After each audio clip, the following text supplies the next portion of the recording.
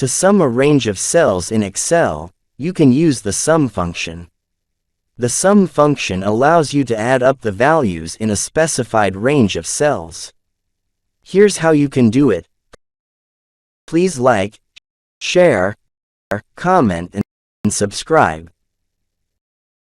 1. Select the cell where you want the sum to appear. In this tutorial, I will use cell C7. 2. Type the equal sign to start a formula.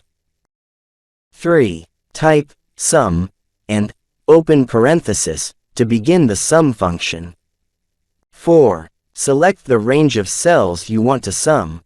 For this tutorial, select cells A2 to A6. You can either manually enter the cell references or click and drag your mouse to select the desired range. 5. Close the parentheses to complete the sum function.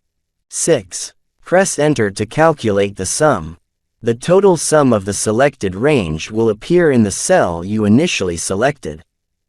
You can also sum multiple ranges or combine the sum function with other functions or formulas to perform more complex calculations. Thanks for watching.